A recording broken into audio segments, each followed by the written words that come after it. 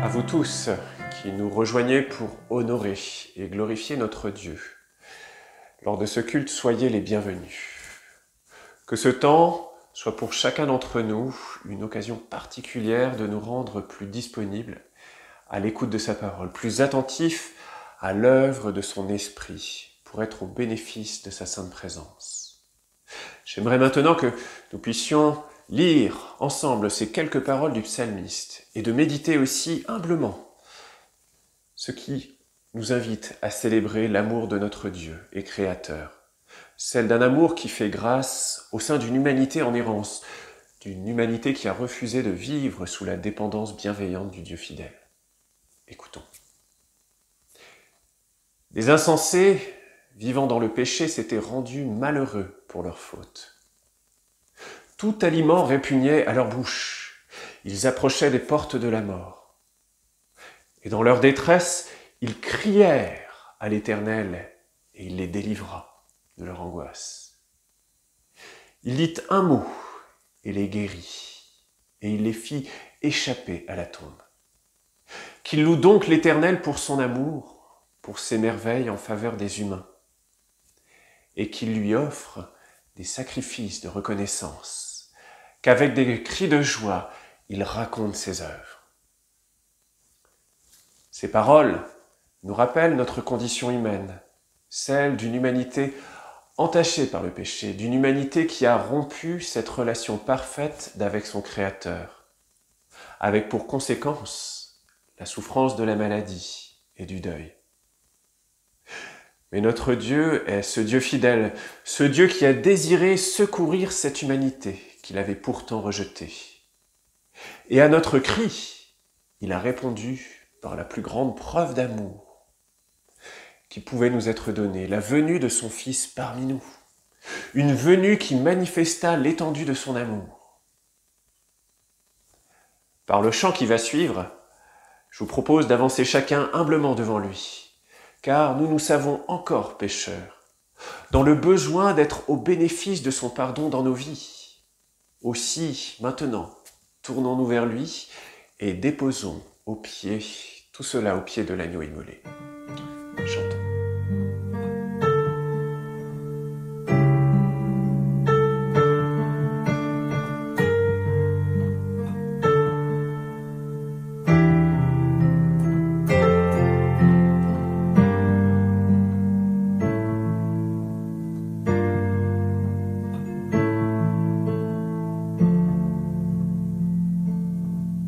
Pardon, Seigneur, pardon.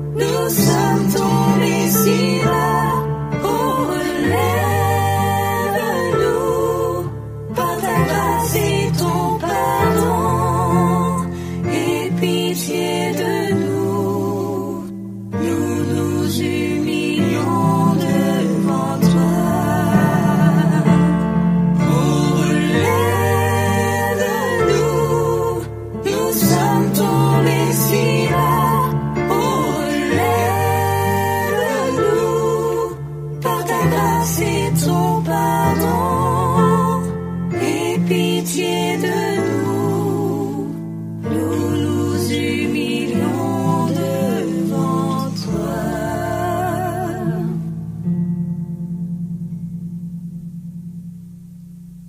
À la suite de ce chant où chacun, nous avons pu exprimer notre soif et notre désir de repentance, mais aussi de nous être rappelé la grâce infinie du pardon que Dieu nous accorde, écoutons maintenant ces paroles de l'apôtre Paul du début de l'épître aux Éphésiens. En lui, bien avant de poser les fondations du monde, il nous avait choisis pour que nous soyons saints et sans reproche devant lui. Puisqu'il nous a aimés, il nous a destinés d'avance à être ses enfants qu'il voulait adopter par Jésus-Christ. Voilà ce que, dans sa bonté, il a voulu pour nous, afin que nous célébrions la gloire de sa grâce qu'il nous a accordée en son Fils bien-aimé. Paul, ainsi, nous éclaire sur le projet de Dieu. Il a fait de nous ses enfants. Il nous attache à son peuple qu'il rassemble des quatre coins du monde en nous faisant frères ou sœurs du Christ par adoption. Et cela nous est désormais offert par pure grâce, en raison de l'œuvre de réconciliation que le Fils lui-même a accomplie avec son Père pour chacun d'entre nous.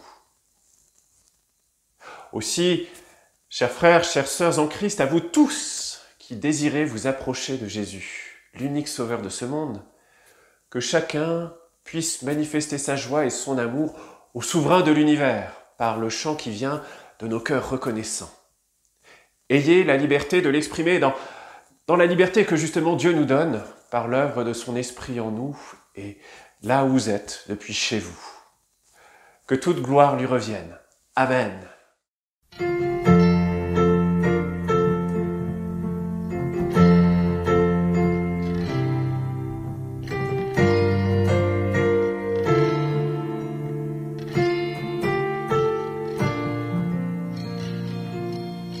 Dans son amour, Dieu le Père envoya son Fils Jésus pour accorder la lumière à tous ceux qui sont perdus.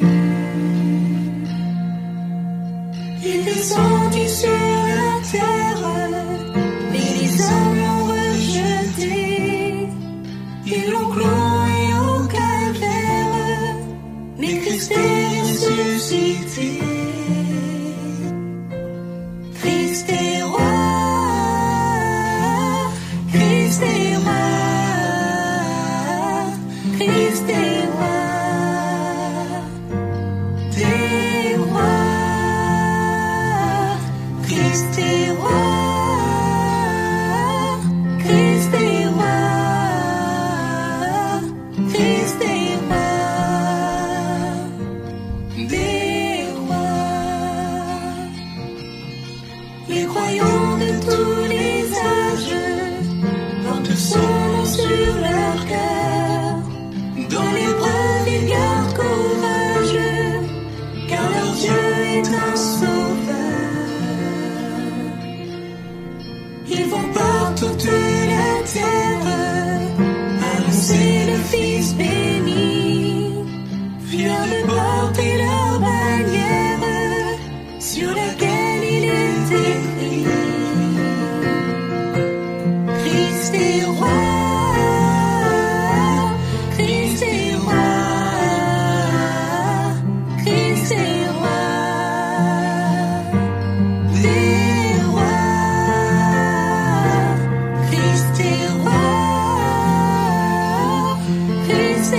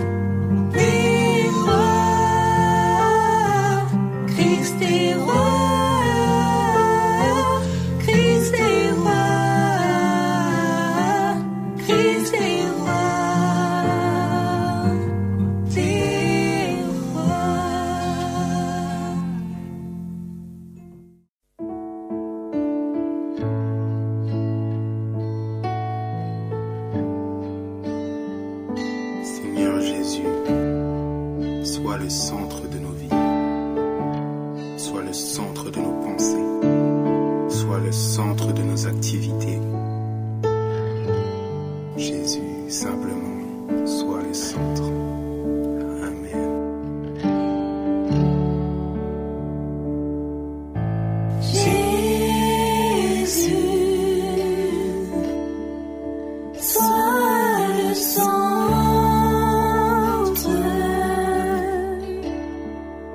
sois ma lumière, sois ma source, Jésus.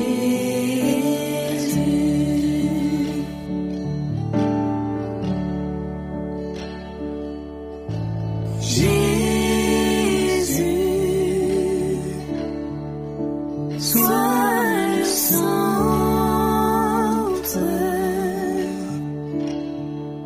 sois mon espoir, sois mon chant, Jésus.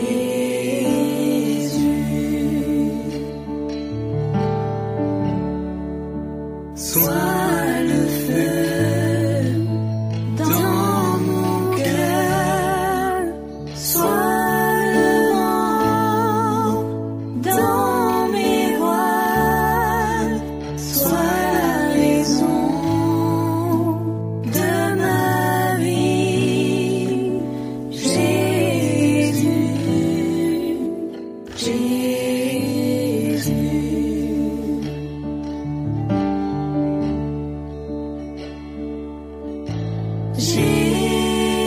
Jésus, sois le centre,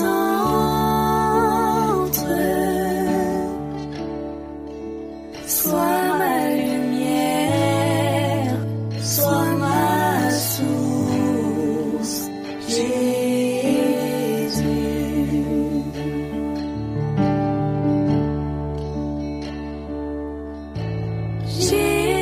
Jésus, Sois ma vision, sois ma vision, sois mon chemin, sois mon guide, Jésus.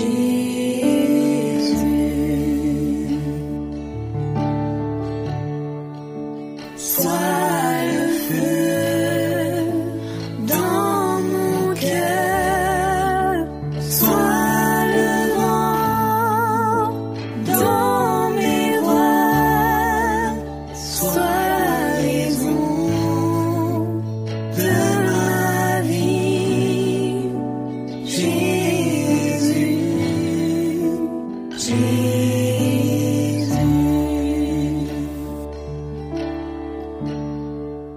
Sois le feu dans mon cœur, dans mon cœur, sois le vent sois le vent dans mes voiles, dans mes raison voiles, sois la raison de toute ma vie, de ma vie, Jésus, Jésus, Jésus,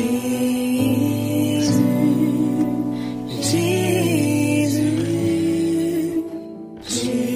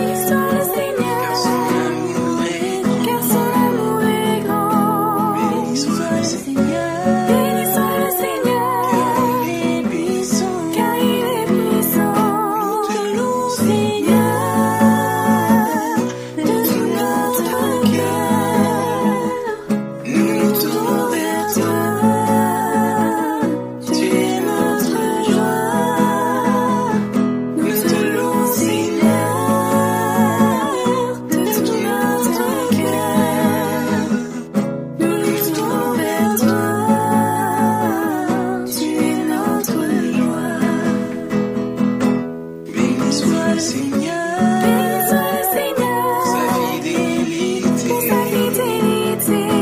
Béni soit le Seigneur, Béni soit le Seigneur, sa sainteté. pour sa sainteté.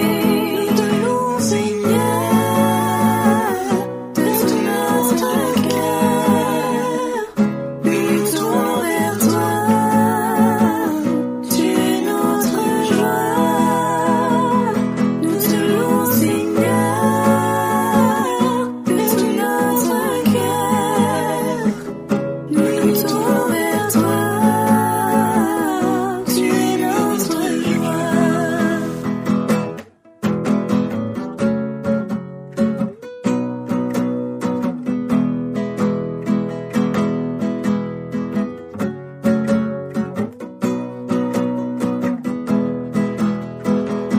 Nous te louons, Seigneur, de tout notre cœur. Nous nous tournons vers toi, tu es notre joie. Nous te louons, Seigneur, de tout notre cœur. Nous nous tournons vers toi, tu es notre joie. Nous nous tournons vers toi, tu es notre joie. Nous nous tournons vers toi, tu es notre joie.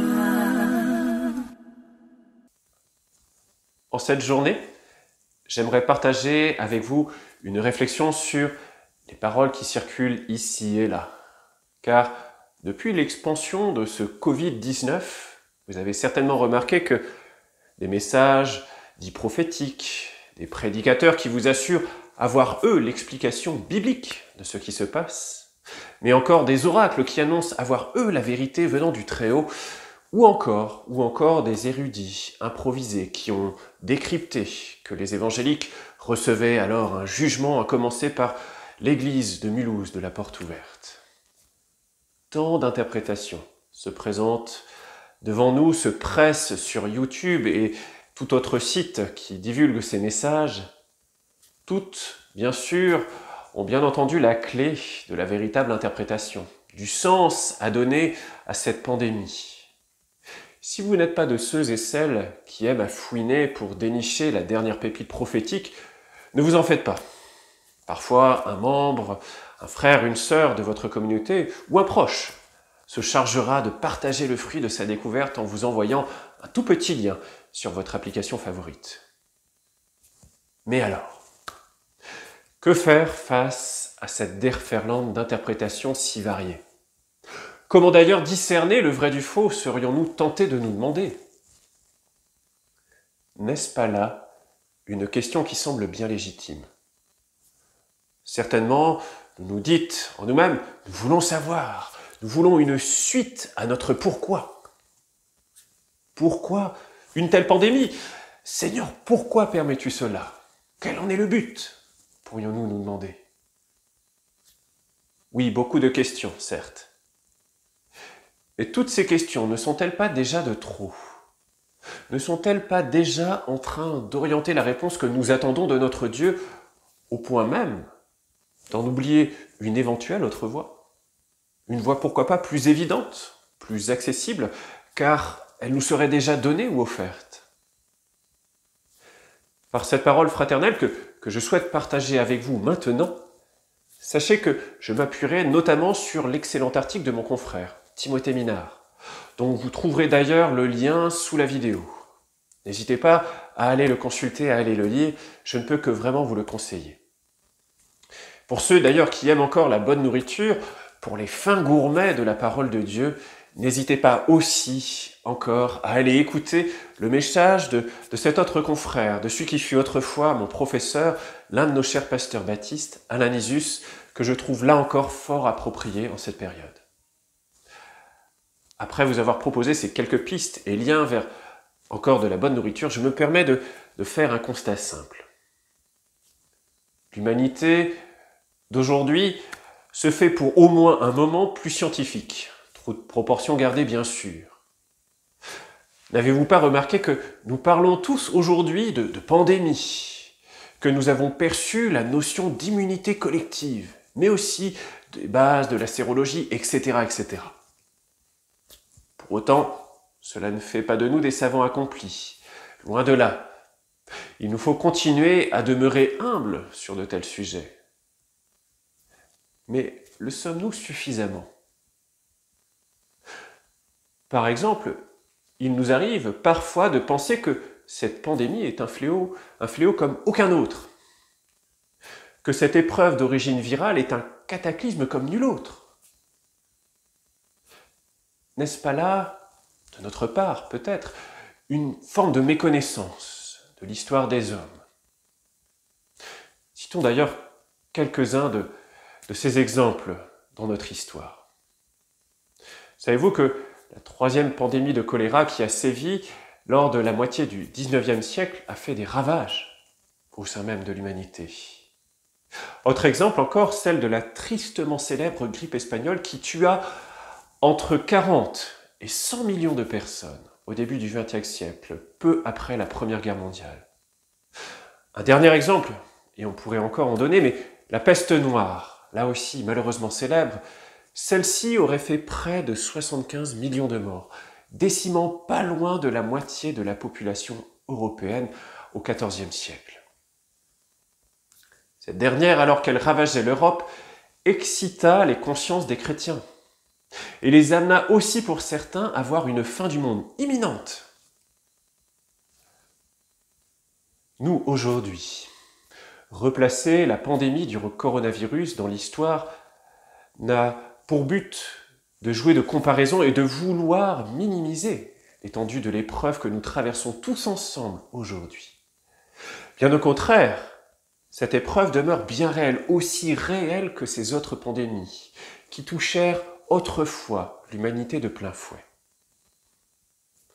Ces pandémies passées ont autrefois, là aussi, interrogé la chrétienté, l'ont amené à se poser des questions et même à agir. Aussi, et c'est ce que je veux vous proposer, faisons de même ensemble pour un court moment. Les Écritures nous apprennent très rapidement, et ce dès la chute de l'homme en Adam, que la mort et la souffrance accompagneront l'humanité en raison de sa désobéissance.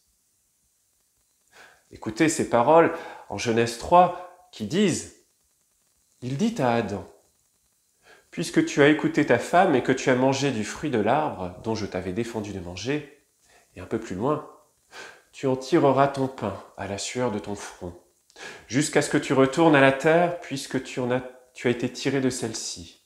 Car toi, tu es poussière, et tu retourneras à la poussière. » Cette désobéissance de l'homme a eu pour effet de le tenir écarté de la présence de celui qui est la source de la vie. Écoutez encore cet autre passage qui dit « Voici que l'homme est devenu comme l'un de nous pour décider du bien et du mal. Maintenant, il ne faudrait pas qu'il tende la main pour cueillir aussi du fruit de l'arbre de la vie, qu'il en mange et qu'il vive éternellement. » Cet autre verset du même chapitre, en Genèse 3, dit quelque chose d'important, et essayons de le dire autrement. Parce que l'humanité a renoncé à dépendre totalement et absolument de son Dieu et Créateur, elle s'est vue condamnée à vivre, coupée des bénédictions que procure la pleine présence de son Créateur. Et les conséquences de cette coupure, de cette relation altérée, sont nombreuses et énumérées dans ce même récit. La souffrance humaine, le travail rendu pénible, et en épilogue de chaque existence humaine, la mort. Jacques, d'ailleurs, nous le rappelle avec force, quand il dit ceci, « Puis le mauvais désir conçoit et donne naissance au péché. Or, le péché, une fois parvenu à son plein développement, engendre la mort. » Ainsi, la mort, ce mal qui a surgi dans la création et qui n'en faisait pas partie à son origine, demeure et reste la conséquence de notre égarement.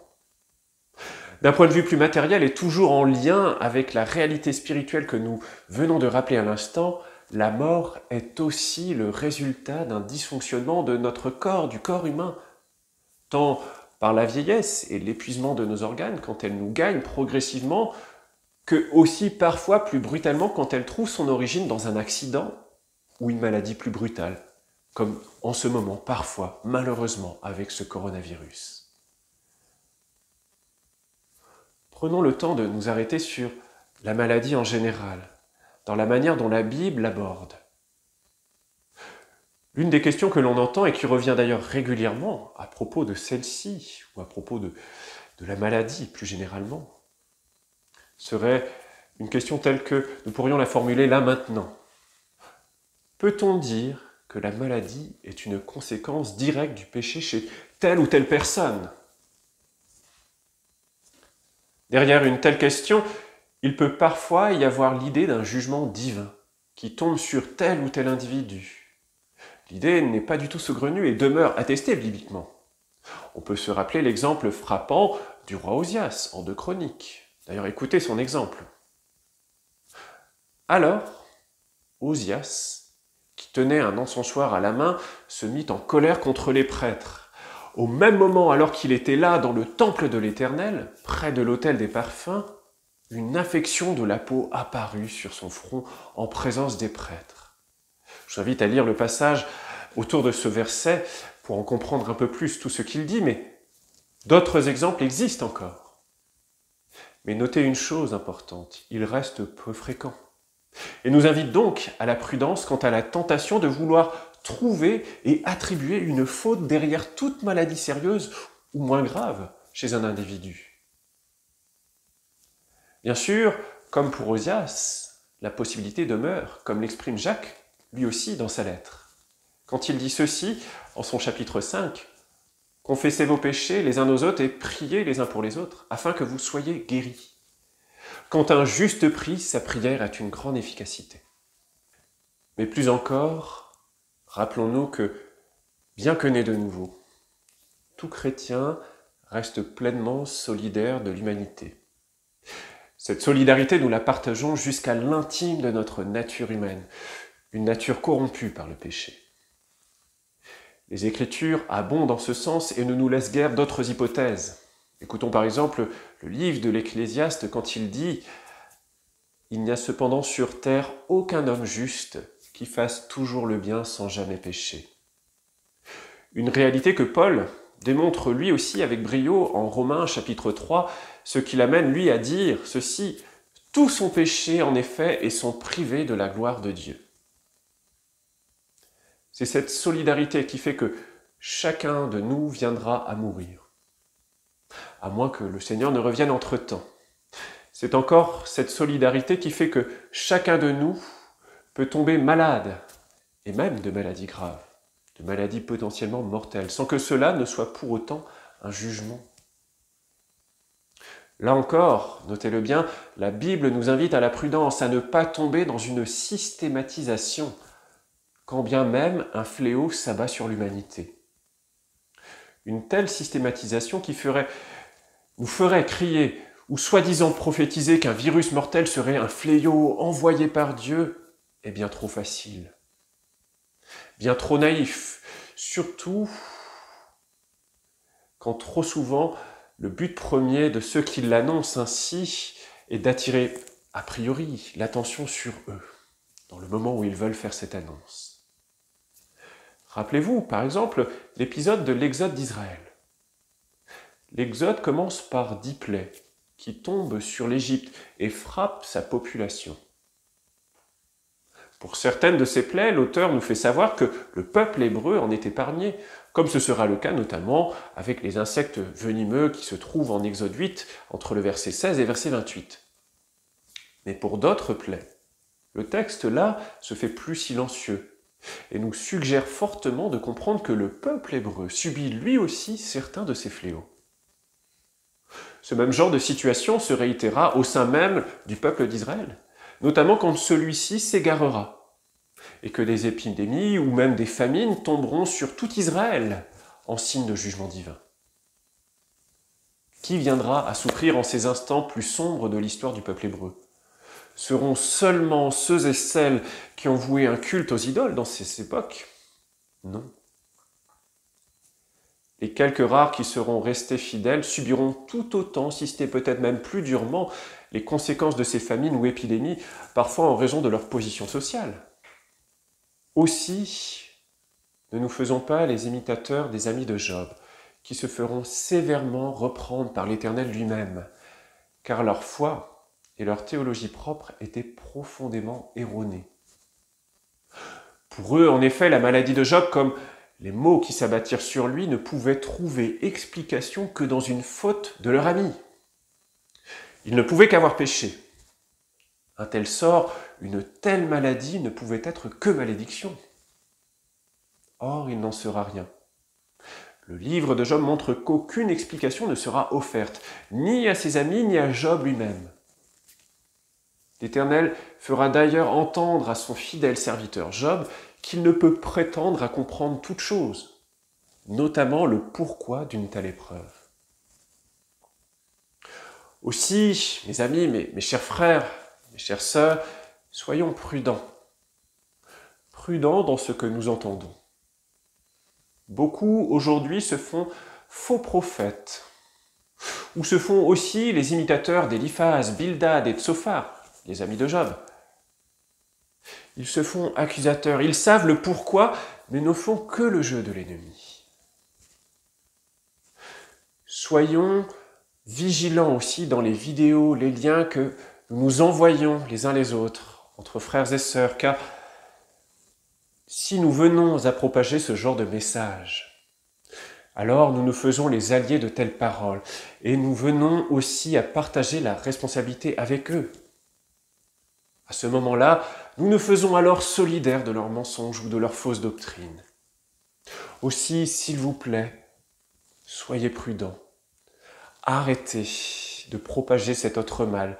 Pour celui-là, le seul geste barrière est celui de notre propre discernement. Si cette pandémie du coronavirus, à laquelle l'humanité entière fait face à l'heure actuelle, doit nous amener à en tirer une première conclusion, c'est plutôt celle-ci, me semble-t-il. L'humanité, aujourd'hui, réalise à quel point elle ne peut se soustraire à la mort, quand bien même elle a fait des progrès considérables dans bien des domaines.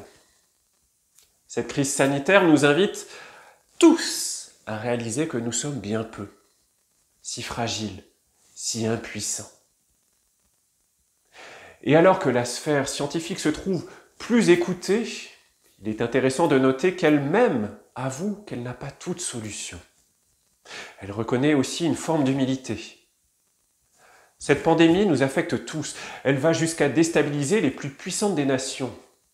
Cette crise du coronavirus, à l'instar des précédentes épidémies de l'histoire de l'humanité, se fait le signe d'un jugement plus grand et définitif qui nous attend tous. Elle pointe vers notre nature pécheresse. Elle nous invite à reconsidérer notre situation d'une humanité errant sans son Créateur. Oui, elle est signe d'un jugement qui vient, mais elle n'est pas pour autant jugement en soi. Car l'Évangile n'est pas simplement une dénonciation, une démonstration de la nature corrompue de notre humanité. L'Évangile est bien plus que cela.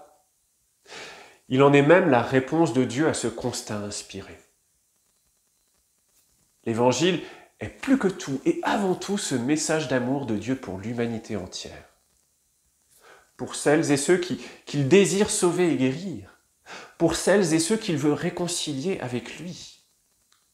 Pour celles et ceux qui désirent le connaître intimement et de goûter à son amour véritable. Alors que nous venons de célébrer Pâques il y a peu, il convient de nous rappeler que Dieu s'est personnellement et totalement impliqué pour briser le problème du péché, de la corruption de notre nature humaine, en nous offrant un Rédempteur dans la personne de son propre Fils. Et parce que Jésus a manifesté sa victoire sur la mort par sa résurrection, il a remporté par ce même triomphe à la croix la victoire sur la maladie. Pourtant, En vérité, c'est de nos maladies qu'il s'est chargé, et ce sont nos souffrances qu'il a prises sur lui, alors que nous pensions que Dieu l'avait puni, frappé et humilié. Par ces paroles, le prophète Ésaïe, que nous avions lu la semaine passée aussi, a annoncé l'œuvre du serviteur souffrant, c'est-à-dire la victoire sur le péché, mais aussi sur la maladie et la mort.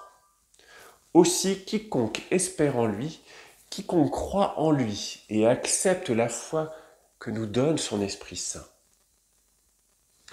Cette personne vit alors et désormais dans la certitude et l'espérance de la vie éternelle. Car oui, en Jésus, nous recevons l'assurance de la vie éternelle.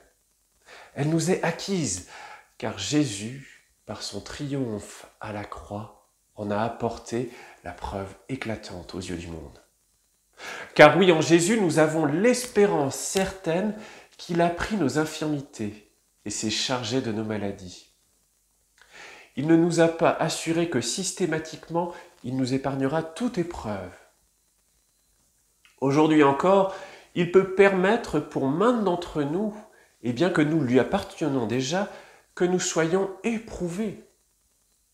Car il désire nous voir grandir, comme nous le rappelle encore son serviteur Jacques, quand il dit ceci au tout début de son épître. Car vous le savez, la mise à l'épreuve de votre foi produit l'endurance. Mais il faut que votre endurance aille jusqu'au bout de ce qu'elle peut, pour que vous parveniez à l'état adulte et soyez plein de force, des hommes auxquels il ne manque rien. Comme Job, Dieu peut permettre que nous soyons éprouvés aujourd'hui encore. Et comme Job, il nous est certainement difficile d'en comprendre le sens. Mais soyez assurés, vous tous bien-aimés de Dieu, qu'il ne permettra jamais que nous soyons éprouvés au-delà de nos propres forces et limites. En cette crise sanitaire, en cette période de pandémie, nous ne pouvons avoir toute réponse de sa part. Mais nous avons l'assurance qu'il se tient à nos côtés, qu'il nous éprouve aussi en tant que peuple pour produire en nous non seulement l'endurance, mais plus encore dans le but de nous voir croître dans la solidarité fraternelle, dans l'amour du prochain, en parvenant à une plus grande maturité, c'est-à-dire en apprenant à se réjouir de l'éternité que nous passerons avec le Christ Jésus, lui qui est la source de toute vie. En attendant, Dieu continue de manifester sa grâce, sa compassion et sa bonté dans ce monde. Il le fait notamment en accordant très fréquemment la guérison. Oui, toute guérison, et je dis bien toute guérison, est un signe de la grâce de Dieu.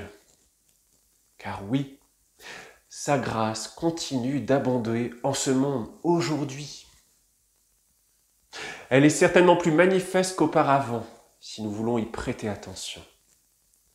Et cette grâce qui abonde au milieu de nous pointe vers une seule chose, vers la manifestation suprême de cette grâce en Jésus-Christ. Que toute gloire lui revienne. Amen.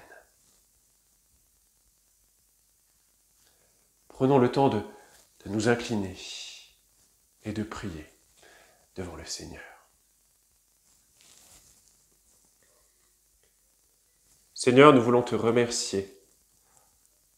Te remercier parce que tu nous assures de ta fidélité, tu nous assures de ta présence aujourd'hui, en cette période de crise, en cette période de pandémie, en cette période d'épreuve, tout simplement. Seigneur, puisses-tu nous aider à avancer, à pouvoir nous appuyer sur toi, à nous confier en toi. Puisses-tu aussi nous éclairer par la sagesse que nous offre ton esprit, pour nous montrer aussi comment tu désires nous voir grandir aujourd'hui.